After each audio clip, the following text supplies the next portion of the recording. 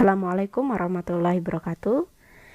Kali ini kita akan belajar terkait vektor pada mata kuliah pengantar kosmologi. Nah, kita belajar dulu sambil mengingat begitu ya, teman-teman pastinya sebenarnya sudah tahu vektor itu apa. Jadi secara umum vektor itu kita definisikan sebagai kuantitas yang memiliki besar dan juga memiliki arah. Nah, vektor didefinisikan sebagai elemen dari ruang vektor. Nah, ruang vektor ini apa? Ruang vektor ini kita simbolkan sebagai R dengan memiliki n dimensi yang kita tulis dengan R n seperti ini. Nah, kita mengenal secara umum untuk tahu ruang vektor itu, kita coba gambarkan dengan ruang vektor 3 dimensi koordinat kartesius yang sangat umum kita ketahui. Jadi, kita memiliki ruang 3 dimensi begitu yang memiliki anggota yakni ada sumbu X, sumbu Y, dan sumbu Z. Nah, ruangan ini memiliki 3 komponen ini. Nah, vektor dalam ruang ini akan memiliki elemen antara lain adalah elemen X, elemen Y, dan elemen Z. Nah, ruang 3 dimensi ini kita nyatakan dengan simbol ruang vektor itu adalah R3 seperti ini. Nah, kadang kita juga menyebut ruang 3 dimensi ini dengan ruang Euclid, begitu ya. Nah, ini yang sangat umum teman-teman ketahui. Jadi, misalkan saya punya suatu vektor dalam ruang 3 dimensi ini, maka vektor itu akan saya nyatakan dalam 3 elemennya gitu ya. Atau ini adalah alamat-alamatnya begitu. Jadi, dia punya alamat pada sumbu X, punya alamat pada sumbu Y, dan punya alamat pada sumbu Z. Jadi, secara garis besar seperti ini. Kita lanjutkan. Nah, kemudian koordinat dan basis. Setiap elemen vektor pada ruang vektor Rn mewakili magnitudo vektor pada arah tertentu. Jadi misalnya kita tadi punya vektor 3 dimensi. Nah, vektor 3 dimensi ini setiap elemennya itu mewakili arahnya pada elemen-elemen masing-masing. Nah, kuantitas arah yang saling independen kita kenal dengan istilah basis. Misalnya kita mau mengenal basis X, Y, dan Z. Ya, kadang ada yang menyebutnya dengan I seperti ini ya. Jadi kadang ada juga yang menuliskan dengan I, J, K. Kayak gini, dengan topi begitu ya, simbol topinya. Atau kita nyatakan itu dengan vektor satuan. Kadang kita sebut dengan vektor satuan. Nah, kembali lagi, vektor dinyatakan dalam kombinasi linear dari basis-basis tersebut. Kombinasi basis dalam ruang vektor memiliki jumlah yang tak berhingga. Jadi sebanyak berapa n dimensinya atau n elemennya tadi. Nah, vektor tersebut tersusun atas kombinasi-kombinasi perkalian angka skalar dengan basisnya. Nah, misalnya sebagai contoh kita nyatakan saja dalam ruang 3 dimensi untuk lebih mudah teman-teman mengerti begitu ya. Nah, jadi ruang 3 dimensi kita kan mengenal tadi ada basis X, ada basis Y topi, ada basis Z topi. Jadi ada topi-topinya. Nah, kemudian yang dimaksud dengan kombinasi ruang vektor memiliki jumlah yang tak berhingga ini adalah ketika dimensinya kita adalah 3 atau ruang vektor 3 dimensi, maka dia hanya akan tersusun 3 suku. Jadi di sini ada suku dari elemen X, dari elemen Y, dan dari elemen Z. Terus kemudian maksud dari kalimat ini apa? Vektor tersusun atas kombinasi perkalian skalar dan basis. Maksudnya di sini adalah di sini ada angka 5, kemudian ada basis X topi. Jadi elemen vektor itu tersusun dari kombinasi skalar angka 5, misalkan contohnya dikali dengan basisnya adalah X topi. Begitu juga untuk yang 7Y topi ini. Jadi komponen pada sumbu Y juga tersusun atas skalar angka 7, kita kalikan dengan basisnya adalah Y topi. Sedangkan untuk yang Z adalah di sini 9, kita kali dengan Z topi. Jadi maksud dari kalimat ini adalah ini. Seperti ini ya. Jadi kalau misalkan dimensinya ada 5 ya berarti dia perkalian skalar, kemudian basisnya dan elemennya ada sebanyak 5 macam. Gitu ya, sebanyak 5 suku elemen gitu. Nah, selanjutnya adalah secara umum untuk Rn dengan n komponen kita akan coba belajar bagaimana cara menuliskan komponennya. Jadi semisal tadi kita memiliki ruang vektor dengan n dimensi.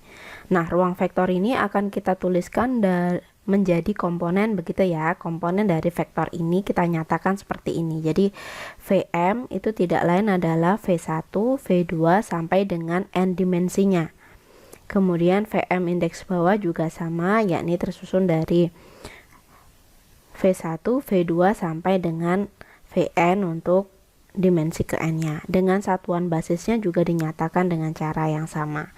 Misalkan kita punya sebanyak m, ini harusnya n ya, jadi sebanyak n dimensinya. E1, E2 dan seterusnya. Nah, m ini, angka m ini kita mulai dengan angka 1, 2, 3 sampai dengan sejumlah n seperti ini. Nah, kemudian untuk lebih mudahnya kita akan coba terapkan itu untuk koordinat kartesian R3 yang kita sudah kenal. Seperti ini. Misalnya kita punya basis EM-nya yang sudah kita ketahui, yakni ada X topi, Y topi, dan ini Z ya harusnya ya, Z topi. Ini saya masih tipu Z topi ya. Nah, tidak lain adalah E1 atau X topi itu merupakan vektor kolom dengan memiliki nilai 1 pada baris pertama, sedangkan untuk E2 begitu ya, punya nilai 1 pada baris kedua, dan untuk E3 punya nilai 1 pada baris ketiga seperti ini. Nah, kita coba lanjutkan. Nah, kemudian kita juga bisa menyatakan vektornya begitu dalam perkalian skalarnya atau komponennya dengan vektor dengan basisnya. Jadi V1 ini tidak lain ada skalarnya, kemudian ini adalah basisnya. Nah, perkaliannya ini sejumlah banyak dia. Jadi kalau misalkan ini diterapkan pada vektor 3 dimensi ya, maka m-nya ini kita mulai dari angka 1 sampai dengan 3 perkalian dari komponen Vm. Dengan kalau kita nyatakan dalam notasi vektornya perkalian skalar dengan basisnya begitu, maka ya V1 E1, V2 E2, V3 E3 dan seterusnya sampai dengan seperti ini. Nah, representasi vektor ini kita nyatakan dalam koordinat kartesius untuk contoh ini. Tetapi dalam fisika kita tidak hanya menggunakan representasi tersebut. Misalnya kita mengenal representasi seperti ini misalkan. Nah, kadang kita juga menggunakan koordinat lain, misalkan kita nyatakan dengan koordinat bola seperti ini.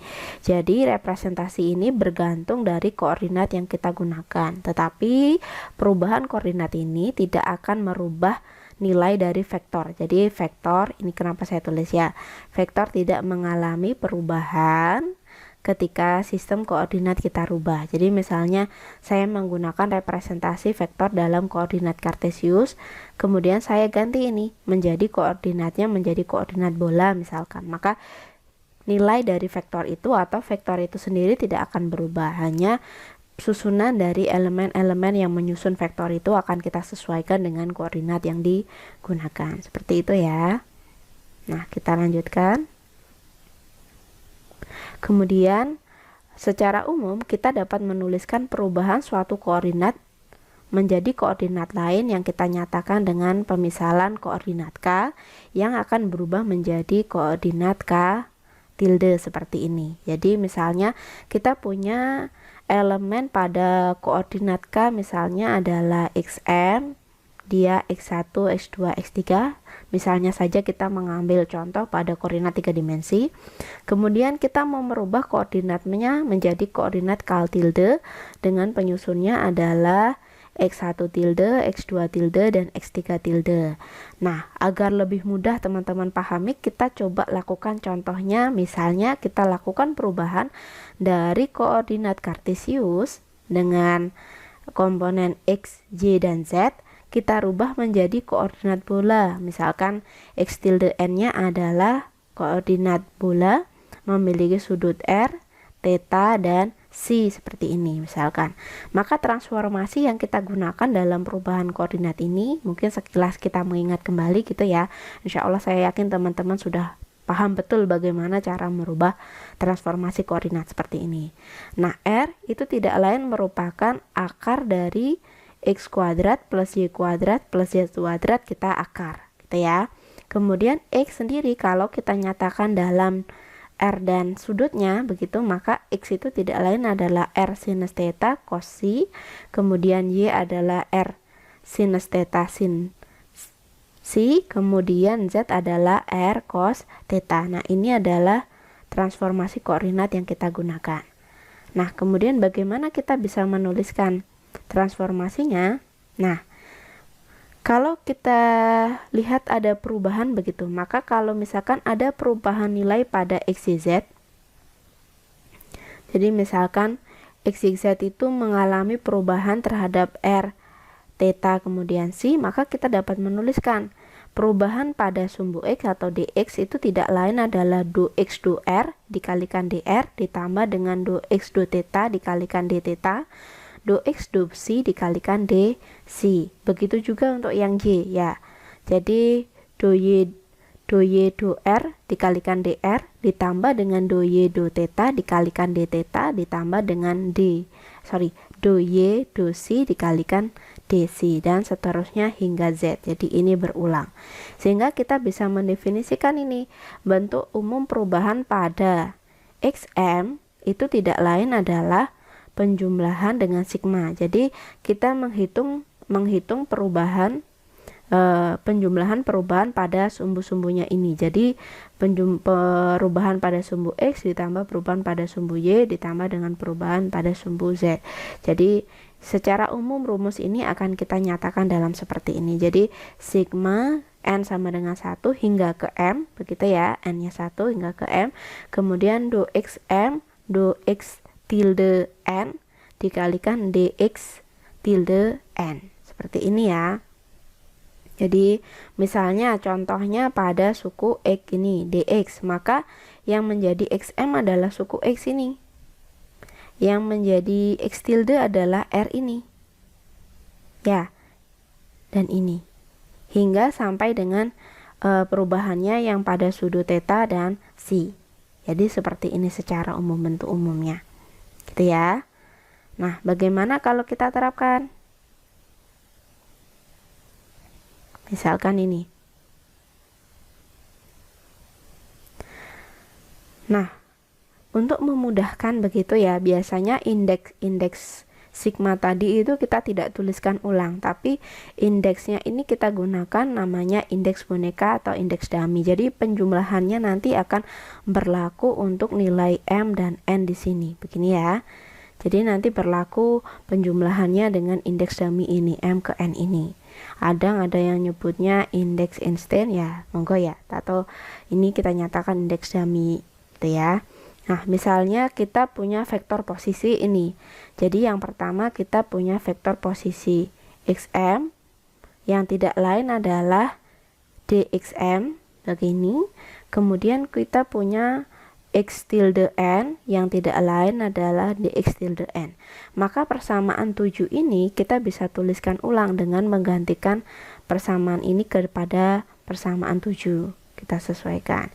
Maka muncullah suku XM, kemudian do XM per do X tilde N dikalikan X tilde N seperti ini. Nah, maka secara lengkap vektor posisinya kita bisa tuliskan seperti ini.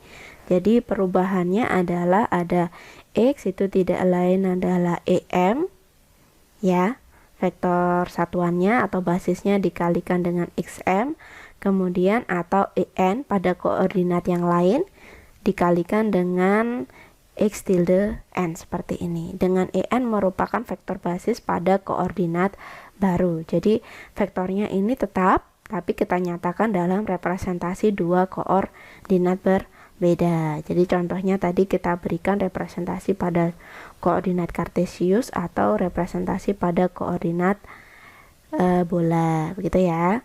Oke, kita lanjutkan. Nah, vektor yang bertransformasi seperti yang ditunjukkan oleh persamaan 8 disebut dengan vektor kontravarian. Jadi sifatnya adalah seperti ini. XM turunan dari atau do XM per do X tilde N dikalikan X tilde N. Nah, vektor-vektor seperti ini yang memiliki sifat seperti ini kita nyatakan dia dengan nama vektor kontravarian. Ini tersusun atas kata kontra dan varian. Nah, vektor yang termasuk dalam vektor ini adalah transformasi vektor posisi pada contoh yang sebelumnya. Jadi dia memiliki indeks atas. Jadi indeksnya letaknya di atas. Ini kita sebut dengan vektor kontravarian, gitu ya. Dan vektor kontravarian ini bertransformasi balik terhadap perubahan pada basisnya. Nah, kadang ada yang mengartikannya itu seperti ini. Jadi sebagai contoh real adalah misalnya jika basis vektornya begitu berubah menjadi 2 kali, maka koordinat baru komponen vektornya akan berubah menjadi 1/2-nya. Jadi ketika basisnya semakin besar, maka komponen vektornya justru semakin kecil. Nah, ini imbas dari perubahan basis yang terjadi, gitu ya. Jadi transformasi dari vektor ini tidak selalu dia harus berubah dalam koordinat. Bisa jadi misalkan dalam koordinat kartesius tetapi menggunakan transformasi misalkan di rotasi dan sebagainya, seperti itu. Jadi maksudnya ketika vektor basisnya menjadi lebih besar, maka komponen vektornya mengecil. Itu namanya kenapa dia disebutin kontra dan varian, begitu ya. Varian itu perubahan, kontra itu berlawanan. Jadi dia berlawanan terhadap perubahan yang dilakukan. Ketika merubah semakin besar di basis, maka justru komponen vektornya semakin kecil. Seperti itu maksudnya. Nah, kita lanjutkan. Nah, sedangkan ada juga vektor kontravarian. Vektor kovarian. Oke. Nah, vektor kovarian apa? Pastinya namanya sedikit berkebalikan dengan sebelumnya ya, kontravarian dan kovarian.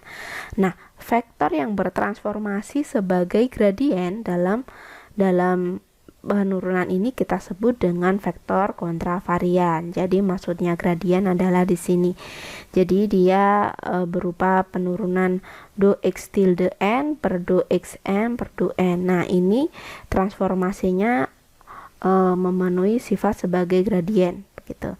Nah, vektor yang termasuk vektor ini contohnya adalah vektor basis yang sebelumnya sudah disebutkan. Nah, ditandainya bagaimana? Ditandainya adalah indeksnya diletakkan di bagian bawah. Maka ini kita sebut kovarian.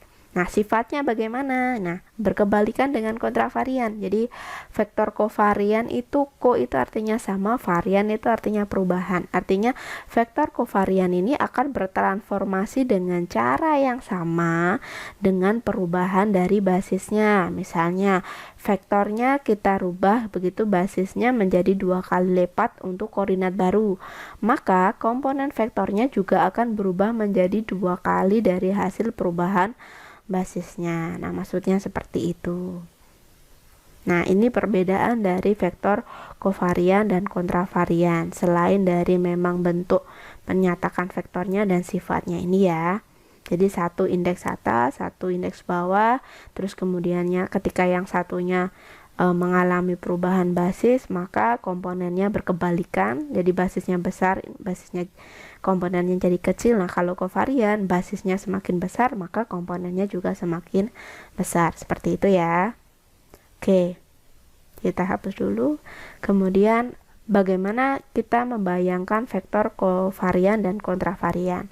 Jadi mungkin ketika kita melihat ruang 3 dimensi begitu, kita melihat bahwa komponen-komponen vektor kita saling tegak lurus satu sama lain, maka kita tidak melihat perbedaan antara kovarian dan kontravarian. Tapi untuk memudahkannya, kita coba lihat begitu ada vektor A pada gambar di samping dibangun dari komponen vektor kontravarian AI dan komponen vektor kovarian AI. Satunya indeks atas, satunya indeks bawah ya. Pelafalannya sama, cuma simbolnya satunya indeks atas, satu indeks bawah. Jika vektor tersebut berada pada koordinat non-ortogonal, nah non-ortogonal itu maksudnya koordinatnya tidak saling tegak lurus, maka kita bisa melihat perbedaan antara basis-basis masing-masing. Jadi misalnya dia sampai di sini ya tadi non-ortogonal, maka vektor basis EI tidak saling tegak lurus sehingga AI tidak sama dengan AI indeks atas tidak sama dengan AI indeks bawah. Jadi misalnya seperti ini. Ini sama-sama vektor A, kita representasikan dia ke dalam dia vektor kovarian dan kontravarian. Nah, vektor kontravariannya misalnya A1-nya di sini, komponen pertama. Kemudian komponen keduanya di sini. Sedangkan untuk vektor kovariannya gitu ya. Kovariannya dia A1-nya di sini, ini kovarian, ini yang kontra. Ini yang berarti ini kova, ini kontra. Nah, seperti ini. Jadi ketika basisnya ini E1 dan E2 ini tidak saling ortogonal atau non ortogonal, maka kita bisa melihat perbedaan dari representasi komponennya masing-masing. Tapi ketika E1 dan E2 ini ortogonal, maka ya kita tidak bisa melihat perbedaan letak dari kovarian dan kontravariannya, komponennya maksudnya ya.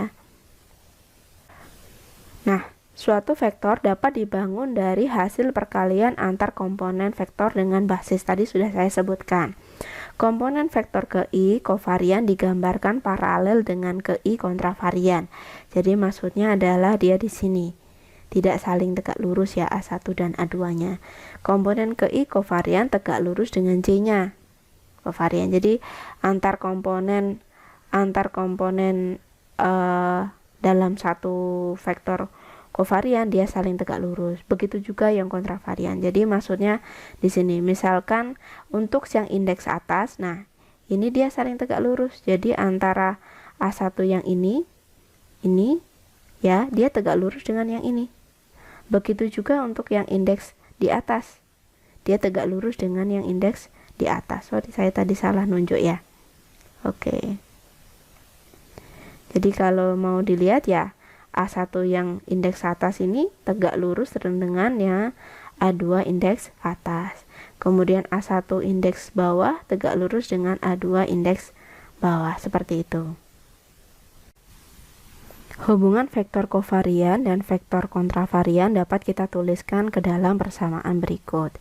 Jadi, vektor A itu tidak lain adalah AI dikalikan EI seperti ini. Dengan AI indeks bawah, itu tidak lain adalah vektor A didotkan dengan basisnya E ke I. Nah, berdasarkan persamaan tersebut, jika vektor basis mengalami transformasi, jadi misalkan vektor basisnya mengalami transformasi dari EI tilde menjadi lambda EI, maka akan ada transformasi balik pada vektor kontravarian dengan transformasi baliknya adalah seperti ini. Jadi kita ingat kontravarian itu transformasi dari komponen vektornya adalah berbalik dengan vektor basisnya. Jadi kalau vektor basisnya dikali lambda, maka komponen vektornya itu justru dibagi dengan lambda. Dan untuk bentuk dari vektor kovariannya, transformasi baliknya untuk komponennya itu sama dengan transformasi dari basisnya. Jadi basisnya dikali lambda, maka komponen vektor kovariannya dikali lambda. Begini ya. Nah, kita lanjut. Misalnya kita mau menuliskan bentuk persamaan 10, kita nyatakan dalam metrik begitu. Nah, kita bisa tuliskan itu persamaan 10 itu dalam koordinat metrik dengan ada suatu metrik di sini adalah lambda lambda mn gitu ya. Di mana lambda mn ini merupakan metrik yang jumlah baris ditunjukkan oleh indeks di atas dan jumlah kolom dituliskan dengan indeks di bawah. Jadi dia memiliki sejumlah m baris dengan sejumlah n kolom gitu ya. Untuk transformasi kartesian ke koordinat bola misalnya kita bisa tuliskan lambda mn nya tuh seperti ini. Jadi do xm per do x tilde n begini dengan bentuk kalau kartesian begitu bisa dinyatakan dalam seperti ini. Jadi dx dr, dx d theta, dx do c. Kemudian juga sama kita turunkan komponen y dan z-nya. Nah, untuk transformasinya misalnya dengan melihat persamaan x, y, z yang sebelumnya sudah kita sebutkan, maka transformasi dari lambda mn ini bisa kita tulis ulang seperti ini. Jadi Misalnya ini ya, jadi sinus theta cos theta, sinus si cos si. Nah, ini dapatnya dari mana? Karena tadi kita sudah punya persamaan. Misalnya X tadi tidak lain adalah R, kemudian sinus theta, kemudian dikali dengan cos si seperti ini. Maka kalau saya turunkan X terhadap R, maka persamaan ini akan bersisa sinus cos si. Atau misalkan saya turunkan terhadap theta, maka yang berubah, misalkan yang berubah adalah suku sinusnya, berubah menjadi apa? Cos, seperti ini. Ya, kalau saya turunkan terhadap theta ini. Lah kalau saya turunkan terhadap si, maka yang berubah adalah bagian cosinya. Misalkan ini kok berubah jadi cos theta, kalau ini berubah jadi sinus theta, sinus si seperti ini ya, maka muncul persamaan ini.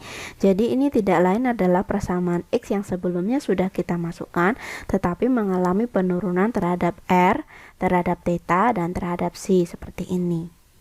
Dengan ditambahkan vektor kolom dari masing-masing adalah dr, do theta, dan do si seperti ini. Semoga teman-teman paham ya cara merubahnya. Gitu. Jadi misalkan saya beri contoh saja, saya ulangi barangkali ada yang belum jelas. Kita ulangi saja ya. Misalkan saya punya X tadi sudah saya definisikan adalah R sinus theta, kemudian cos si seperti ini. Nah, maka saya akan tahu nih turunan parsialnya nih do R, do X per do R nya begini, tidak lain ya suku ini bersisa sinus theta kemudian cos si. Nah, hasil ini yang kita masukkan di sini. Jadi kita tuliskan transformasinya ke dalam bentuk transformasi koordinat bola. Kemudian bagaimana komponen yang lain? Misalkan saya contohkan bagian kedua, turunan do X terhadap do theta misalkan. Maka bagian theta yang mana? Oh, yang tetanya adalah sinus theta. Maka sinus theta ini akan berubah menjadi cos theta. Maka ya sisa yang lain R tidak berubah, ini dari sin berubah jadi cos theta. Kemudian cosi karena tidak mengandung komponen theta ya tetap ditulis cosi. Nah, persamaan ini yang kita tulis menjadi ini. Begitu ya. Dan yang terakhir adalah do X diturunkan terhadap do si begini. Maka bagian si di mana? Bagian si adalah suku ketiga ini. Maka suku ketiga ini yang akan berubah. Yang bagian depan tetap R sinus theta, cosi berubah jadi negatif sinus si. Makanya di sini berubah menjadi negatif R sinus theta dikalikan dengan sinus si. Ini salah satu contoh dari baris pertama. Nah, baris kedua dan seterusnya silahkan teman-teman ulangi lagi dengan X, Y, dan Z yang sudah disebutkan pada PPT sebelumnya. Begitu ya. Kita lanjutkan.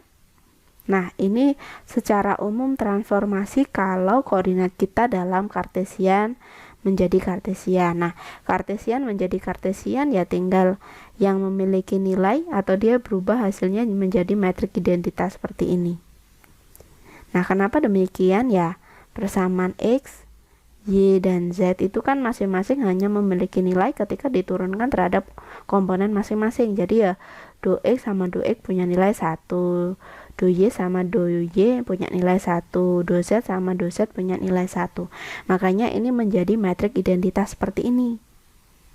Nah, jika kita ingin mendefinisikan besarnya pemindahan suatu vektor posisi dalam koordinat bola, nah ini nanti penting karena teman-teman nanti juga gunakan. Nah, kita kenal misalkan di L itu adalah vektor perpindahan vektor posisinya. Nah, kita mendefinisikan itu tidak lain adalah perkalian dari dx didotkan dx, maksudnya x-nya ini koordinatnya ya, dengan komponennya siapa? Ya do x kuadrat, do y kuadrat, do z kuadrat, seperti ini.